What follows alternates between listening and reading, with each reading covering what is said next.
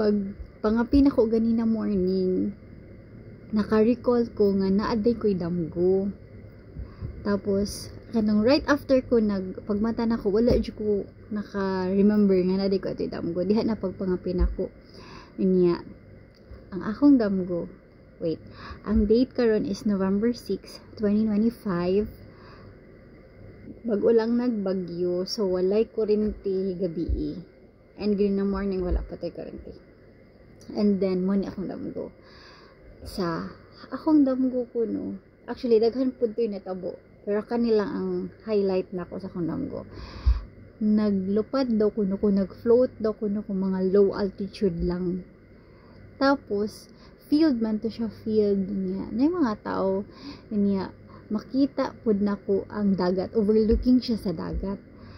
Tapos, kita ko og tree nga hitik kay sa bunga, as in abundant, as in daghan kay siya og bunga, pero kumpol siya sa tunga.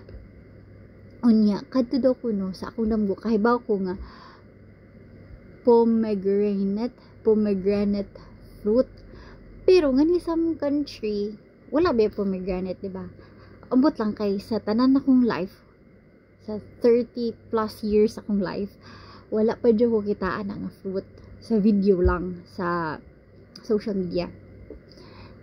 Pero in person, wala pa dyan ko kitaan. Ako kahibaw how it tastes like. As in. And then, sa akong damgon, naglutaw ko ato niya. Basta, maabot raman ako. Ang akong mong kalutaw, low altitude lang. Kanang babaw, slightly above lang siya sa mga tao. Nga, dili super, taas, basta low altitude lang. Yan, ingon ko sa itong nanay ba nga naingon na ka, murag na nanghid ko nga mukaon sa bunga. Mangayo sa bunga ba? Yan, murag siya nga kanang murag something like, kuha lang ba kay, daghan kay siya, as in, daghan kay bunga niya. Wala tagda ba kay, siguro, napulaan na sila, basta kay daghan jud kayo. Murag lang, murag bird lang kay ni adto lang po ko sa tunga unya, nitugpa lang, tugba ba to? Basta kay nakuha lang ko dito sa fruit unya akong gikaon. Yung mo lang to akong damgo, basta maulang to ang akong i-share nga part. And then tung naka-recall na ko adowal na nga piko, na-wonder ko kung unsa ba kay meaning adto no nya, nabaka na ang pomegranate nga fruit pud sa Bible. Dili mo ko ka-search kay sa balay kay wala pa man tuy kuryente gani na morning niya, wala po internet.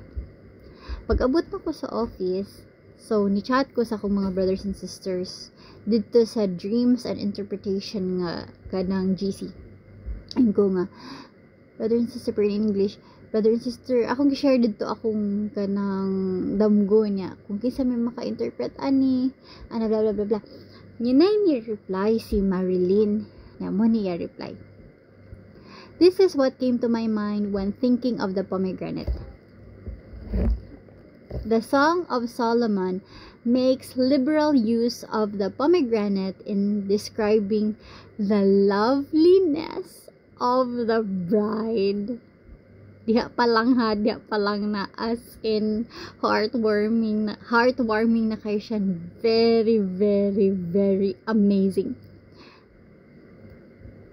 The use of makes liberal use of the pomegranate in describing the loveliness of the bride. Song of Solomon 6:11, 7:12, 8:2. The bridegroom says to the Shulamite, "Your lips are like scarlet ribbon. Your mouth is lovely. Your temples behind your veil are like the halves of a pomegranate." Song of Solomon chapter 4 verse 3. The modest blush on the bride's cheeks reminds the groom that her beauty lies within. The modest blush of the bride's cheeks reminds the groom that her true beauty lies within. Diha pa lang, heartwarming na jud kay siya. And then, akong gibasa ang entire chapter 4 sa Song of Solomon. Kami na.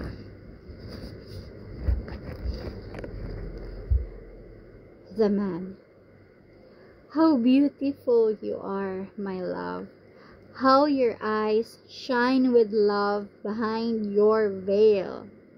Your hair dances like a flock of goats, bounding down the hills of Gilead. Your teeth are as white as sheep that have just been shorn and washed. Not one of them is missing. They are all perfectly matched. Your lips are like a scarlet ribbon. How lovely they are when you speak. Your cheeks glow behind your veil. Your neck is like the Tower of David, round and smooth, with a necklace like 1,000 shields hung around it. Your breasts are like gazelles, twin deer feeding among lilies. I will stay on the hill of myrrh, the hill of incense, until the morning breezes blow and the darkness disappears. How beautiful you are, my love. How perfect you are. Come with me from the Lebanon mountains, my bride. Come with me from Lebanon. Come down from the top of Mount Amana, from Mount Sinir and Mount Hermon, where the lions and leopards live. The look in your eyes, my sweetheart and bride, and the necklace you are wearing have stolen my heart. Your love delights me, my sweetheart and bride. Your love is better than wine, your perfume more fragrant than any spice. The taste of honey is on your lips, my darling. Your tongue is milk and honey for me. Your clothing has all the fragrance of Lebanon. My sweetheart, my bride, is a secret garden, a walled garden, a private spring. There the plants flourish. They grow like an orchard of pomegranate trees and bear the finest fruits. There is no lack of henna and nard, of saffron, calamus, and cinnamon, or incense of every kind. Myrrh and aloes grow there with all the most fragrant perfumes. Fountains water the garden, streams of flowing water, brooks gushing down from the Lebanon mountains. Wake up, north wind. South wind, blow on my garden. Fill the air with fragrance. Let my lover come to his garden and eat the best of its fruits. Ay, ka-amazing. Kanang another confirmation siya sa Church of Philadelphia, sa 7 churches sa Revelation. Grabe, overwhelming kayo ang mga gipanghatag ni Lord na ako. Kunya, kung i-search po siya nimo kung unsay meaning anang pomegranate tree in the Bible, ang mugawas din is meaning and symbolism. Fruits and abundance. Pomegranates were a sign of flourishing land and divine blessing, frequently mentioned alongside other fertile crops like grapes and figs.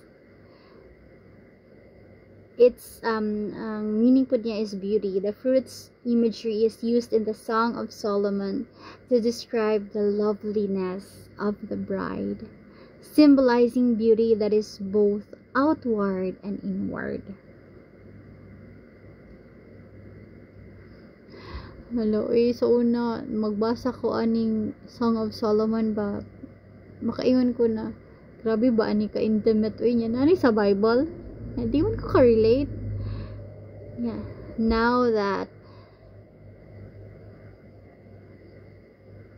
tagaan na ko eyes to see, tagaan ko ni Lord og wisdom and understanding nga maka-understand ani. Ay, need to check kayo.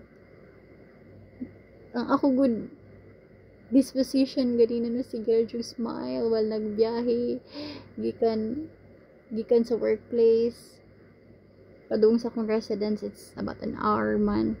Siguro yung kong ngising nga Lord kanang sabi akong gibuhat nga i-love ko ni mo uging ani kanang for choosing me ba nga kasasala rabenta ko niya gabi. Grabe na ko nga ang akong feeling gabi iba nga grabe kay ka a little bit anxious nga hello Lord please unya gitagaan ko ani niya damgog gabi. I'm so grateful, beyond grateful. As in tinuod gid ang ilang ingon nga wala kahilaing maistorya, but hallelujah, thank you Jesus, hallelujah, thank you Jesus. As in I will never dili ko mag-murmur. I will patiently wait. I will patiently wait. Jesus. Ay, wala ko ikalain ni kastorya basta. I'm so thankful. If you know, you know. If you know, you know. Thank you for listening, mga brothers and sisters. Jesus is coming soon.